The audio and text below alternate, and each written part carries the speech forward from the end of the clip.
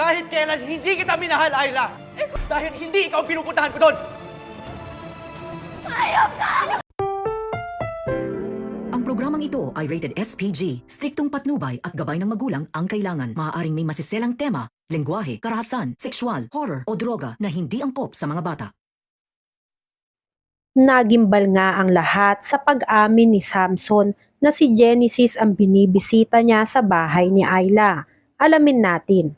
Welcome back sa aking channel, mga kaganapan sa Lilet Matias. Hindi makontak nila Kurt si Ayla. Nangangamba sila Kurt na baka bigla silang baliktarin nitong si Ayla.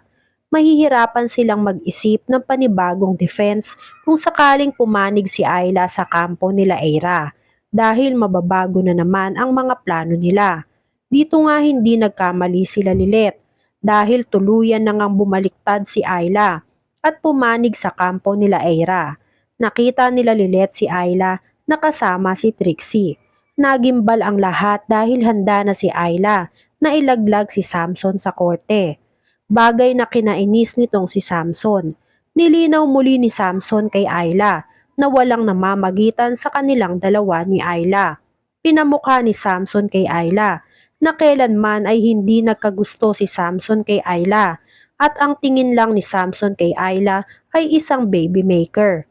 Wasak na wasak ang puso ni Ayla dahil sa pangalawang pagkakataon ay narinig ulit ni Ayla mula kay Samson na kahit kailan ay hindi nagkagusto si Samson sa kanya. Kinausap ni Lilet si Ayla na wag naman silang baliktarin ni Ayla at lumaban ito ng patas at sabihin kung ano ang totoong nangyari at kung ano talaga ang totoo. Sumagot si Ayla. Desidido na daw si Ayla na ipaglaban kung ano ang nararamdaman niya, kaya hindi na daw siya mapipigil pa ng kahit na sino pa para ilahad sa lahat ang nangyari sa kanila at kung ano talaga ang namamagitan sa kanilang dalawa ni Samson. Bago pa tuluyang makumbinsi ni Lilet si Ayla na pumanig ulit sa kampo nila, ay inaya na ni Trixie si Ayla na pumasok sa loob ng korte. Diskumpiyado at hindi naman makapaniwala ang lahat ng kampo ni Lilet na magagawa ni Ayla na baliktiran silang lahat. Kaya naman napawika na lang si Kurt na iba talaga ang nagagawa ng taong heartbroken. Dahil sa sinabi ni Samson na hindi niya mahal si Ayla ay binaliktad pa siya nito. Pagpasok ng korte, dumating na si Eira.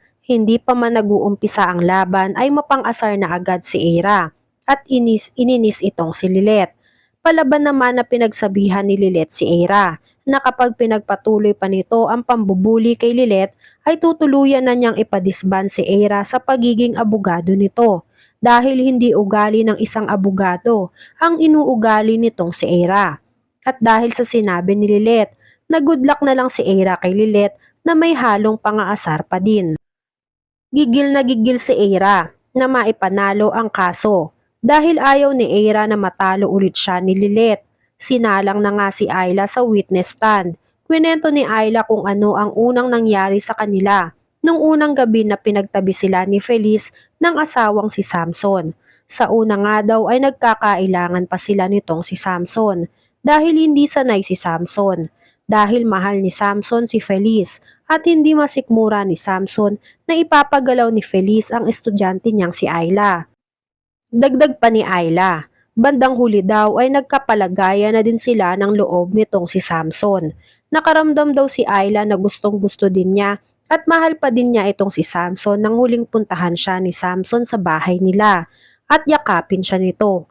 Nagsabi pa nga daw si Samson na mahal na siya nito at napapagod na si Samson sa pinapagawa ni Feliz sa kanila. Kaya naman nagwika daw si Ayla na matatapos din lahat ng ginagawa nila kapag nakabuo na silang dalawa. Hindi naman nga napigilan ni Samson ang sarili na hindi magsalita sa korte at hindi kontrahin lahat ng sinasabi ni Ayla sa harap ng korte. Tumayo muli si Samson para sabihin na walang katotohanan lahat ng mga sinasalaysay ni Ayla sa harap ng korte. Inilahad ni Samson na kahit kailan ay hindi siya minahal nitong si Ayla.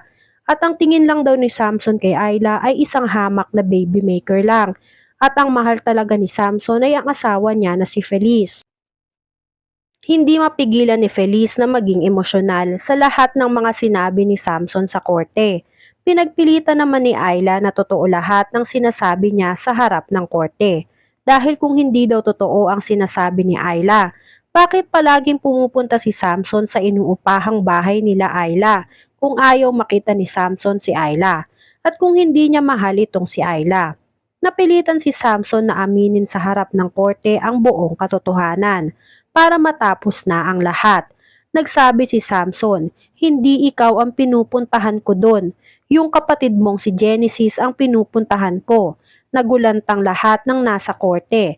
Sa revelasyong inamin nitong si Samson. Maging si Genesis ay nagulantang nang aminin na silang dalawa ni Genesis ang may relasyon at hindi itong si Ayla. Lalong nanlumo si Feliz sa sinabi ni Samson. Hindi lubos maisip ni Feliz na lalaki din pala ang hanap nitong si Samson. At ang masakit pa ay ang akala ni Feliz na walang kinalaman at walang alam sa ginagawa ng kapatid niya na si Ayla ay siya pala ang may relasyon sa asawa nitong si Samson. Sinugod ni Feliz si Samson sa sobrang sakit at bigat na nararamdaman niya. Nang umamin si Samson na bakla siya at si Genesis talaga ang sinasadya nito sa bahay nila Ayla. Nagkagulo sa harap ng korte. Pinapatigil na ng judge ang bawat panig dahil masyado nang nagkakapisikalan ang mga ito at hindi na maganda na magrambulan sa harap mismo ng korte. Lalo pa at nandun mismo ang judge.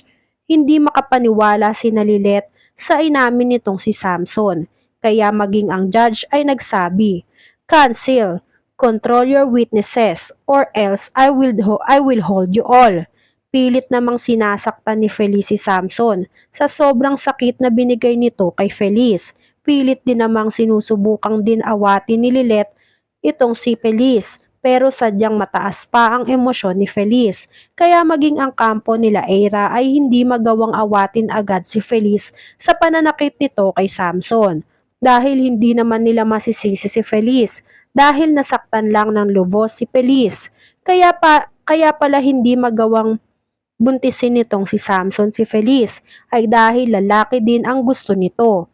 Nagtataka tuloy si Feliz kung sino ang tatay ng dinadala nitong si Ayla.